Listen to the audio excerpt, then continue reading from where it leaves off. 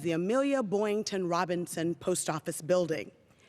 Mrs. Amelia Boynton Robinson was known as the matriarch of the voting rights movement. Her life and legacy epitomized strength, resiliency, perseverance, and courage. The same characteristics that embody the city of Selma, Alabama, my hometown, where she made such a significant impact. Amelia Boynton Robinson was named the only female lieutenant to Dr. Martin Luther King Jr. during the Civil Rights Movement. In this role, she would travel alongside Dr. King and often appear in his stead for numerous events and gatherings. Amelia Boynton Robinson was also well known for braving the front line of the Selma March on the Edmund Pettus Bridge, where she was brutally attacked and left for dead on Bloody Sunday on March 6, 1965. It was the picture of a bloody and beaten Amelia Boynton that appeared on the front page of the New York Times and showed the world the brutality of racism in the fight for voter equality. During the violent attacks, this heroine never gave up hope. Hope in an ideal that is all America. It is democracy. She believed so fervently that all Americans should have the right to vote, and she was willing to die for it. It was the direct involvement of Amelia Boynton Robinson and the foot soldiers who dared to march from Selma to Montgomery that led to the passage of the Voting Rights Act of 1965. She was such a valued part of this process that some of the contents of the Voting Rights Bill were drafted at her kitchen table in Selma. A courageous trailblazer, even before Bloody Sunday, Amelia Boynton Robinson, on May 5, 1964, broke all barriers by running as the first Black woman in the state of Alabama to run for Congress. She ran to represent the 7th Congressional District of Alabama, the seat I am so honored to hold today.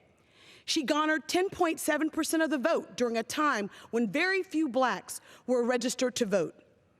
I know, Mr. Speaker, that the journey that I now take as Alabama's first Black Congresswoman was only made possible because of the courage, tenacity, and faith of Amelia Boynton Robinson.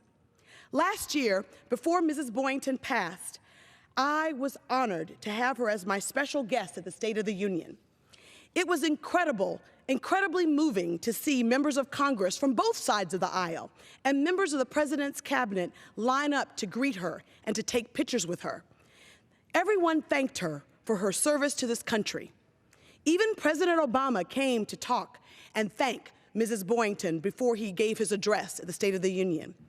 This picture documents that very time when she got to meet the President of the United States for the first time.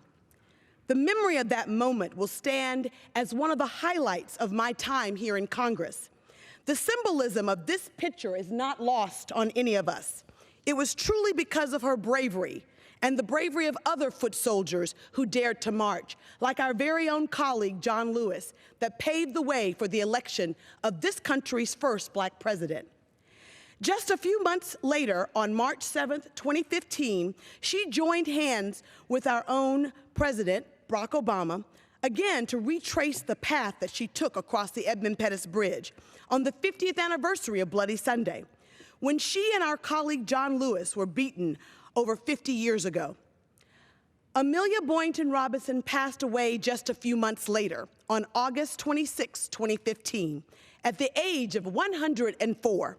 She was featured prominently in the movie Selma for her tenacity, her bravery.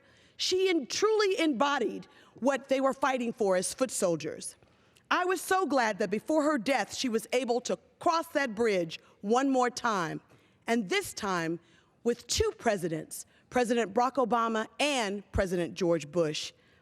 And so many of my colleagues joined us that day.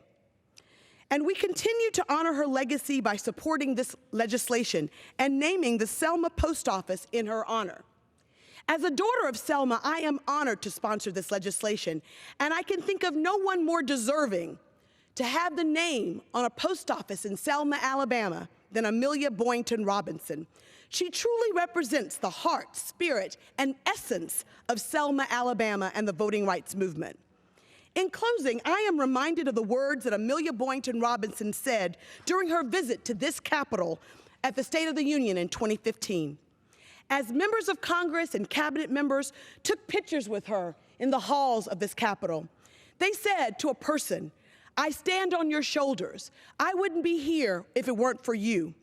Ms. Boynton finally, after the fifth person said that to her, "I stand on your shoulders," she looked up as only a person of 104 would say. "Get off my shoulders," she said. "Do your own work. There's plenty of work to be done." Mr. Speaker, this august body still has work to do to fully restore the Voting Rights Act of 1965, which was gutted by the Supreme Court in the Shelby decision of 2013. I asked my Republican colleagues to join the 180 members of the Democratic caucus who have sponsored the Voting Rights Advancement Act.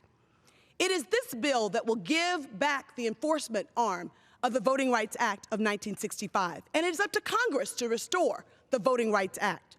In memory of Amelia Boynton Robinson, I urge my colleagues to not only support the naming of this post office in H.R. 4777, but they can honor the memory of her and so many of the foot soldiers' bravery by passing the Voting Rights Advancement Act of 2015.